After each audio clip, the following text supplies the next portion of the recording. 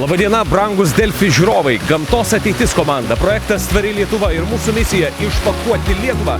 Sveikinasi su jumis iš nuostabaus Vilniaus.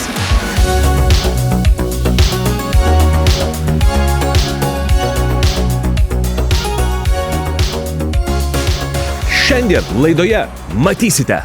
Ar padėsi šiandien mums? Viskas bus gerai. Ei, kur tai eini, bičiuli? Žiūriu, sustoja, žiūri. Nu tai man malonu, reiškia, aš ką nors dar sukursiu jums įdomesnė. Tai va čia labai svarbu, jeigu tu nusipirki, tu jau susimoki, belieka tik išmesti tinkamą konteinerį ir vadinasi mišrių atliekų kiekis, kuris mažės, automatiškai mažins ir tą sąskaitą, kurią mes gaunam kas mėnesį. Nu, mielos ponios, kaip sekasi vasarot? Sveiki atvykę į Vilniaus, Japoniją. Taigi labai smagu, kad yra tokios naujos erdvės, kuriuose viskas apgalvota. Urbanistika ir gamta. Viskas va taip. Ir visiška netiesa, kad didmiestyje reikia kažkur lėkti, skubėti ir bėgti. Tiesiog kiek akis apriepia, mes jaučiame ir matome feng shui. Atsisėdi žmogus ir ilsiesi, kaip rojuje. Kunigaikštis Gediminas sako, kad tai miestas iš sapno apie geležinį vilką. Bet gal vis dėlto tai miestas iš dainų, nes vasaros vakarai žmonės čia dainuoja. Bet gal vis dėlto tai miestas iš šokių, nes vasaros vakarais žmonės čia šoka. Bet žinot, grįžkime iš vėlyvo vakaro į dieninį Vilnių, kur viskas labai aiškiai ir gražiai matosi. Mūsų komandos misija – pakalbinti kuo daugiau žmonių ir pasiūlyti sudalyvauti rūšiavimo iššūkyje. Juk pakuotė po pakuotės, pakuotė po pakuotės, pakuotė po pakuotės, mes visi kartu tie šimtai tūkstančių žmonių Vilniuje darome, kad miestas būtų tvarkingas ir gražus, sutartinai pagal bendras taisyklės. Rūšiavimas. Kaip jums atrodo, kaip miesto vadovui, Vilniaus vadovui, kiek jis yra svarbus, kaip ta visuomenė auga, ką jūs matot žvelgdamas į įvairias kartas Vilniuje ir gal pokytį taip pat jaučiate, būdamas jau ne vienerius metus Vilniuje? Aš sakyčiau, kad tai yra nesibaigianti kelionė ir niekada mes čia taip per vieną naktį sistemos nepakeisim. Tai čia kalba yra apie tą pačią edukaciją, žmonių pratinimą, kalbėjimą, apie infrastruktūros tobulinimą, prieinamumą. Ir čia galim pasidžiaugti, kad per paskutiniuosius 5 metus, tai yra nuo 20 realiai metų, žmonių rūšiuojančių atliekas kartais yra išaugę Vilniaus mieste. Tai pats santykis yra 60% padidėjęs, kiek mes daugiau atliekų surenkam per pirminį rūšiavimą. Tai beje, kaip vertinat irgi tuos 1000 žmonių po festivalio? Irgi buvot, matėt, tai kokį balą rašot visuomeniai? Turbūt geriausias pavyzdys yra, jeigu tu netkreipi dėmesio į netvarką ir netinkamai numestas kažkur atliekas, vadinasi, viskas veikia puikiai. Tai visos mūsų Neries pakrantės, pati Baltojo tilto pieva, tiltų potiltės, kur iš esmės irgi daug vyko darbų, jos ir per renginio dieną buvo puikiausios, švarios, o jau praėjus keliom dienom po renginio matom, kad čia nei žemės nėra, kad kažkas vyko.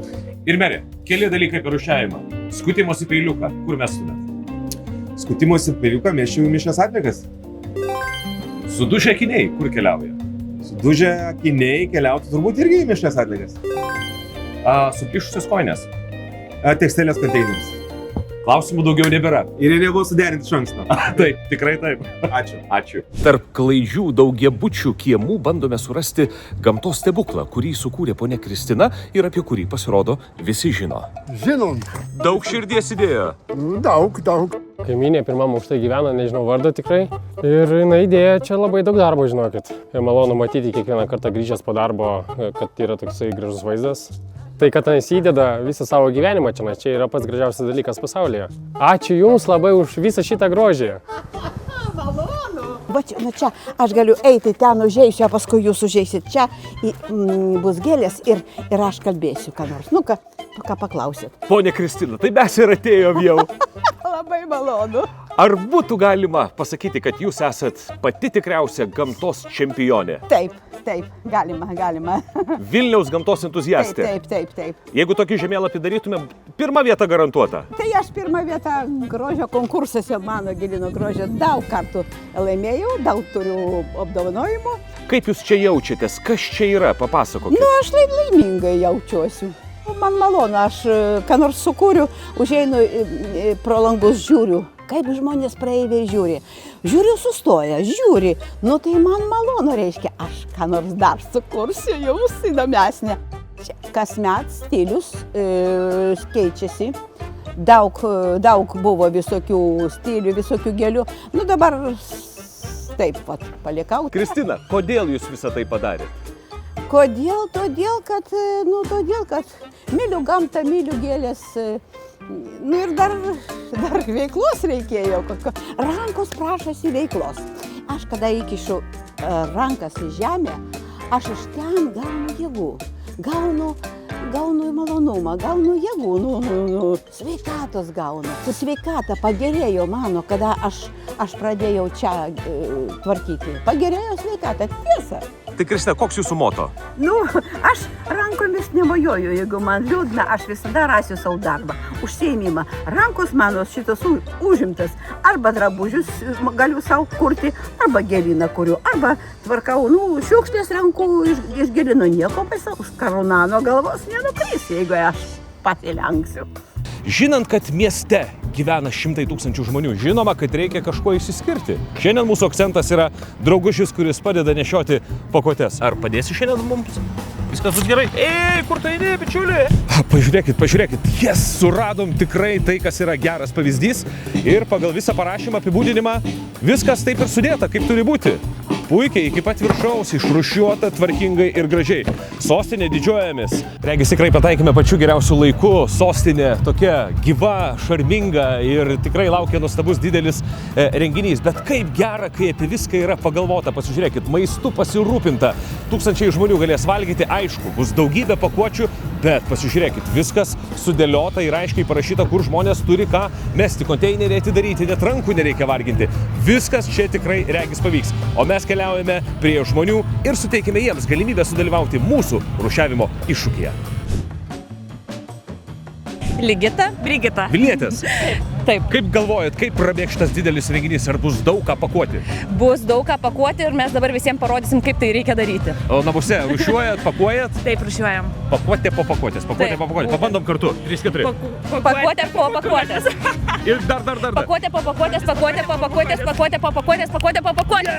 Tai 3, 2, 1. Laikas eina. Į kur? Popierius. Laiškas irgi į popierių. Keramikos duženos į mišrės. Žemėlapis, tai tikrai prie popierių. 15 sekundžių.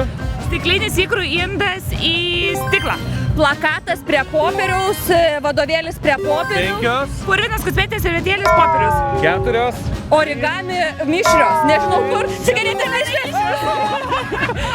Ar pavyko? Taip. Rūšiavimo iššūkyje nuostabi kauniečių komanda. Pradedam 3, 2, 1.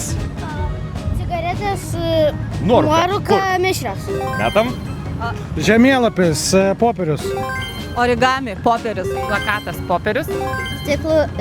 Stiklinis ikrų indas. Taip, 10 sekundžių lieka. Laikraštis, popierius. Šalti pelenai mišrios. Vadovėlis, popierius. 4. Laiškas. 3. Laiškas Vėlė mišrios. Keramikos duženos. Labai geras konteineris, nežinau.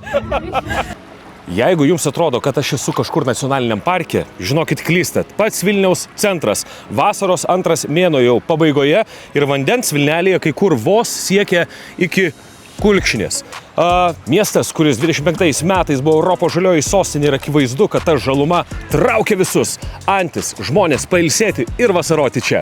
Labai smagu, kad yra tokių vietų, kur galima pasidžiaugti, išeiti, pasivaikščioti, pabraidžioti, pasidžiaugti geru oru.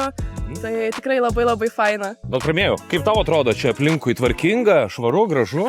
Jo, iš tikrųjų, Bernardinų sodas turbūt švariausias parkas Vilniui. Ir man labai patinka, kad yra tas balansas tarp centro ir gamtos čia. Ir labai ačiū Vilniaus menininkam, kurie integruoja meną į gamtą ir taip atkreipia ir čia gyvenančių, ir atvykstančių iš užsienio žmonių dėmesį į tai, kas brangiausia – tvarią gamtą. Kad atrastume tikruosius gamtos sergėtojus, tikras legendas arba daugiametes rūšiavimo, miškų tvarkymo ir kitas Lietuvos istorijas. Todėl aplikuok, siūlyk, nepamiršk balsuoti ir rudenį mūsų komanda būtinai apdovanos.